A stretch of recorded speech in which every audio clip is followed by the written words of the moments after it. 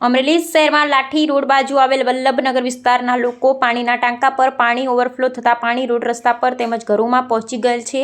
આવી સમસ્યાનો સામનો અનેકવાર થઈ રહ્યો છે। સ્થાનિક લોકોએ નગરપાલિકામાં આ અંગે અનેકવાર મૌખિક રજૂઆત કરી છે, ટેલિફોનિક જાણ પણ કરવામાં આવેલ છે। સત્તાધીશોના પેટનું પાણી હલતું નથી। રોડ પર ચાલવું કે ઘરે રહેવું પણ મુશ્કેલીનો સામનો વલ્લભનગરના રહેવાસીઓ કરી રહ્યા છે। પાણી ખોટી રીતે વેડફાઈ રહ્યા છે અને આગામી દિવસોમાં મચ્છરોના ઉપદ્રવથી મચ્છરજન્ય રોગચાળો ફેલાય તે પહેલાં આનું નિરાકરણ લાવો તેવી સ્થાનિક લોકોની માંગ છે। રિપોર્ટર સરફરાઝ ખોખર, અમરેલી।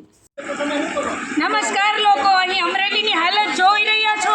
અહીંયા લાઠી રોડ ઉપર વલ્લભનગર રહેણાંક વિસ્તારમાં અમે લોકો રહીએ છીએ, જ્યાં નગરપાલિકાનો ટાંકો આવેલો હોતી જે વારંવાર છલકાય છે અને પાણી ભરાઈ જાય છે। અત્યારે દરેક મકાનમાં પાણી ભરાઈ રહ્યું છે, આસપાસના વિસ્તારમાં પાણી સ્પ્રેડ થઈ રહ્યું છે, રોડ આવતા જતાં લોકોને તકલીફ પડી રહી છે।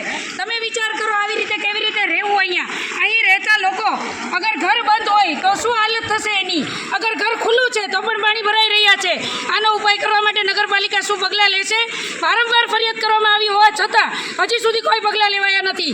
તેમજ ચિરાગભાઈ ગજેરાને વ્યક્તિગત ફોન કર્યો અમે લોકોએ, છતાં પણ હજુ કંઈ જવાબ મળી રહ્યો નથી। તો આ હાલતમાં કેવી રીતે અહીંયા રહેવું?